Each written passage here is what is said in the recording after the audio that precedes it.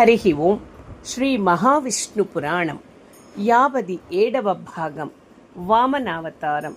బలి చక్రవర్తి 3 అడుగుల దానం. వామనుడు బలిని సుతలానికి పంపి స్వర్గలోకం ఇంద్రునికి అప్పగించుట. వామనుడు జగత్తు అంతా ఆశ్చర్యం ఆనందంగా చూస్తుంటే నడుస్తూ బలిచక్రవర్తి యాగ ప్రదేశానికి చేరుకున్నాడు. తేజస్సుతో ప్రకాశిస్తూ వస్తున్న బాలవటువుని చూసి యాగశాలలో అందరూ విష్ణువో శివుడో సూర్యుడో లేక అగ్నిదేవుడో బాలకుని రూపములో వస్తున్నాడని అనుకున్నారు. ఋషులు, మహర్షులు, ఋత్వికులు, అతిథులు, రాజభటులు ఆ వామన మోహన రూపము చూసి ఆనందం చెందుతున్నారు. ఎవ్వరూ ఆపటం లేదు, అడగటం లేదు. వామనుడు మోహన రూపముతో ముద్దు ముద్దు మాటలతో అందరినీ పలకరిస్తూ నవ్వుతూ ముందుకు వెళ్ళాడు. బలి చక్రవర్తి బాలవటువుని చూసి విస్మయం చెందాడు. భగవంతుడే ఈ రూపములో రాలేదు కదా అని అనుకున్నాడు.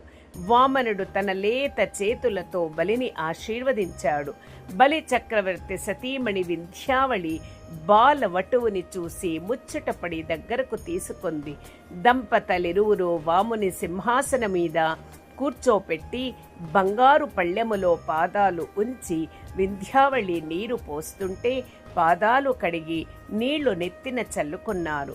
మెత్తటి వస్త్రముతో పాదాలు తుడిచి శుభ్రపరిచాడు. రాక్షస గురువు శుక్రాచార్యుడు యజ్ఞస్థలి నుంచి అప్పుడే వచ్చి బలి దంపతుల చేత పూజింపబడుతున్న వామనుని చూశాడు. బాలుని దివ్య తేజస్సు చూడగానే అనుమానం వచ్చింది. బాలుని రూపములో విష్ణువు బలి చక్రవర్తిని మోసము చేయడానికి వచ్చి ఉంటాడు, జాగ్రత్తగా ఉండాలి అని వామనుని గమనించసాగాడు. బలి చక్రవర్తి వామనునితో, బాల బ్రాహ్మణ, బ్రహ్మ తేజస్సుతో ప్రకాశిస్తున్న నీ ఆశస్సులు పొంది నా జన్మ ధన్యమైంది. ఎవరు నీవు? ఎక్కడి నుంచి వచ్చావు? నీవేమి అడిగినా దానం ఇవ్వడానికి సిద్ధంగా ఉన్నాను. ధనమా, గోవుల, బంగారమా, రత్నాల, భూముల, లేక వేరే ఏమన్నా మనస్సులో ఉంటే చెప్పుము, తప్పక ఇస్తాను అన్నాడు. బాలవటువు నవ్వుతూ, నా నామధేయము వామనుడు, బాల బ్రహ్మచారిని. అందరూ నావాళ్లు అయినా నేను మాత్రం ఒంటరివాడిని. ఒక చోట ఉండక విశ్వమంతా తిరుగుతుంటాను. నాకు ధన సంపదలు, వస్తు వాహనాలు, స్వర్ణ రత్నాదులపై మోజు లేదు. అయినా మంచివాడనైన నీవు అడుగుతున్నావు కాబట్టి ఒక్క చిన్న కోరిక కోరుతాను. ఇదే నా తొలి మరియు తుది కోరిక.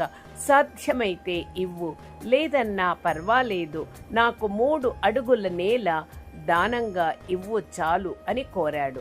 బలి చక్రవర్తికి వామనుని కోరిక విని నవ్వు, కోపము రెండూ వచ్చాయి. ముల్లోకాల చక్రవర్తినైన నన్ను 3 అడుగుల నేల అడుగుతావా? దాత గొప్పదనాన్ని గమనించి అడగాలి అని తెలియదా? నీ కోరిక వినడానికే సిగ్గుగా ఉన్నది అన్నాడు.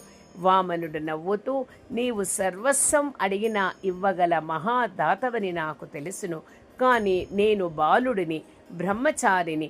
నాకు 3 అడుగుల నేల దానము చాలు, సరిపోతుంది అన్నాడు. వామనుని వింత కోరిక విన్న శుక్రాచార్యునికి అనుమానం బలపడింది. వచ్చింది విష్ణువే అనుకుని బలి చక్రవర్తి దగ్గరకు వచ్చి, రాజా, విష్ణువే ఈ బాల వటువు రూపములో వచ్చాడు. 3 అడుగులు నీవు దానమిస్తే ముల్లోకాలు ఆక్రమిస్తాడు. దానం ఇవ్వవద్దు అని హెచ్చరించాడు. బలి చక్రవర్తి తిరస్కరిస్తూ, ఆచార్య, 3 అడుగులు నేల దానమివ్వలేని అసమర్థుడు అనే చెడ్డ పేరు నాకు వద్దు. మీరన్నట్లు శ్రీహరే ఈ రూపములో దానమడిగితే అది నాకు గౌరవం, గొప్పదనం తెస్తుంది. భగవంతునికే దానమిచ్చిన దాతక నా పేరు చిరస్థాయిగా నిలుస్తుంది అనడముతో శుక్రాచార్యుడు కోపగించి, గురువు మాట కాదన్నందుకు రాజ్య భ్రష్టుడివి అవతావు అని పలికాడు. అయినా దానమాపడానికి శుక్రాచార్యుడు ఆఖరి ప్రయత్నంగా బలి వామనునికి దానమివ్వడానికి నీరు పోసే కమండలములో సూక్ష్మ రూపముతో నీరు పడకుండా అడ్డుగా నిలిచాడు. వామనుడు గమనించి దర్భ పుల్లతో లోపలికి పొడిచాడు. అది శుక్రాచార్యుడి కన్నుకి గుచ్చుకుంది. బాధతో అరుస్తూ మాయమయ్యాడు. నాటి నుండి శుక్రాచార్యుడు ఒక కన్ను పోయి ఒంటి కన్నుతో జీవిస్తున్నాడు. బలిచక్రవర్తి 3 అడుగుల నేలను శాస్త్రోక్తంగా వామనుడి చేతిలో నీరు పోస్తూ దానమిచ్చాడు. మరుక్షణం అద్భుత సంఘటన జరిగింది. బలి చక్రవర్తి అక్కడి వారు ఆశ్చర్యంగా చూస్తుండగా వామనుడు తన శరీరము పెంచి త్రివిక్రముడు అయ్యి ఆకాశం అంచులు తగిలేంత ఎత్తుకు ఎదిగాడు. ఒక పాదముతో భూమిని, మరొక పాదముతో ఆకాశాన్ని ఆక్రమించాడు. బలిని చూసి, నీవిచ్చిన 3 అడుగులలో 2 అడుగులకు భూమి ఆకాశం సరిపోయాయి, మరి నా 3వ అడుగుకి నేల ఎక్కడ ఉన్నది అని అడిగాడు. బలి చక్రవర్తి మోకాళ్ల పైనుంచుని నమస్కరిస్తూ, బ్రాహ్మణ దేవ, నీవు మహావిష్ణువు అని తెలుసుకొన్నాను. అయినా నేను ఇచ్చిన మాటను తప్పను. నీ 3వ అడుగు నా శిరస్సుపై ఉంచుము అని తల వంచాడు. బలి చక్రవర్తి తాతగారైన ప్రహ్లాదుడు అక్కడకు వచ్చి, నారాయణ, నా మనవుడు బలిని భక్తుడు, నీవే ఇంద్ర పదవి ఇచ్చావు, ఇప్పుడు మరలా నీవే తీసుకుంటున్నావు, పదవితో వచ్చిన అహంకారాన్ని తొలగించి కరుణించుము అని ప్రార్థించాడు. బలి చక్రవర్తి అర్ధాంగి విద్యావళి ప్రతిభిక్ష పెట్టమని ప్రార్థించింది. త్రివిక్రముడు, నారాయణుడు బలి చక్రవర్తి సత్యసంధతకు ప్రశంసిస్తూ, బలి చక్రవర్తి, నీవు నా ప్రియ భక్తుడివి, 3వ అడుగు నీ శిరస్సుపై ఉంచి నిన్ను సుతలానికి పంపుతాను. అక్కడ నీకు సంరక్షణగా ఉండి రక్షిస్తాను. స్వర్గము కన్నా సుఖమైన సుతలములో సుఖంగా జీవించుము. భవిష్యత్తులో సావర్ణి మనువు కాలములో నీకు ఇంద్ర పదవి మరలా లభిస్తుంది. ఆ తర్వాత నీవు నా సన్నిధికి చేరుకుంటావు అని బలిని తన పాదము అతని శిరస్సుపై ఉంచి పాతాళలోకమైన సుతలానికి పంపివేశాడు.